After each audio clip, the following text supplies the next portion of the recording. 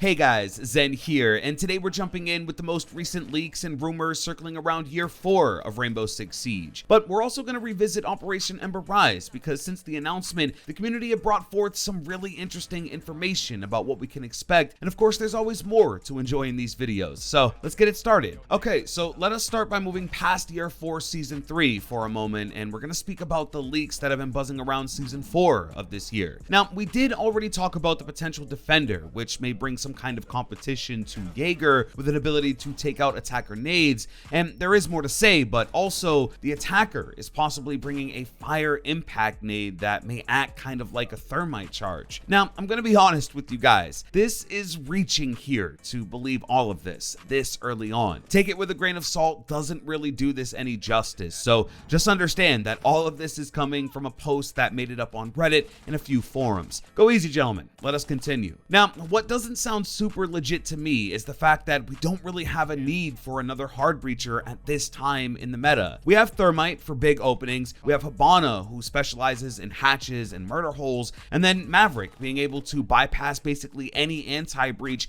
and make holes in any reinforced wall. Now, as with any of the hard breachers, there's always an element of balance, and typically it has to do with time. So if this operator ever comes to be, then I couldn't imagine it'd impact reinforced walls the same way an impact nade currently opens up soft walls. It's just too quick, and so I'm not sure what to gauge here. But I don't want to speculate too far here, so we'll leave it at that. An attacker with an exothermic impact nade and a defender with a trophy system of some kind. Leave your thoughts down below. So now I want to switch things over to year 4 season 3 with Operation Ember Rise, because the community have brought up some really good points since the announcement. So an operator that I think is going to see a substantial surge in popularity is Kapkan over the next season. Right now, Kapkan is in a weird spot. He is useful, and when his traps go off, they give a ton of intel and do significant damage, but the EDD are very easily countered, and if you don't have a ton of Kapkan knowledge or just don't play him enough, you might place them in more obvious spots. But right now, you almost never see Kapkan using traps on windows, and it's mainly because, unlike doorways,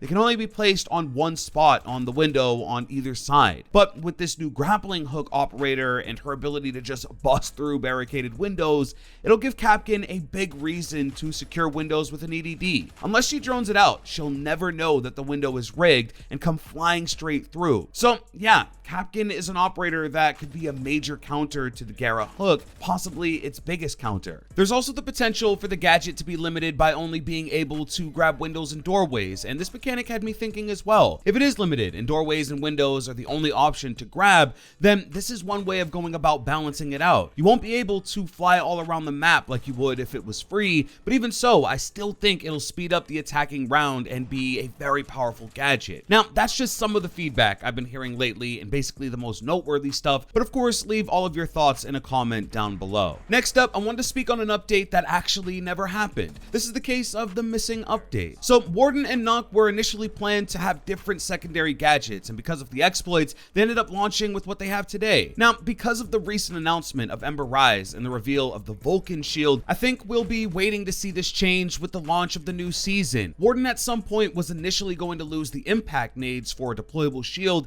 and Nock would lose the flashbangs for a claymore. Now, again, I think the deployable V2 is what's holding up this change, but it could also be that the community and the devs kind of like what the Phantom Ops have currently equipped and don't see the need in changing it up. Warden in particular really needs a buff to stay viable through the upcoming season with what looks like another anchor style operator on defense. But what do you guys think? Should Warden be buffed in Ember Rise? And if he is given the deployable V2, do you think it'd add to his utility given he'll lose the impacts? Let us know and let us move on. Finally here, the biggest news of the video. I mean, come on guys, you know what's coming. Let's get it!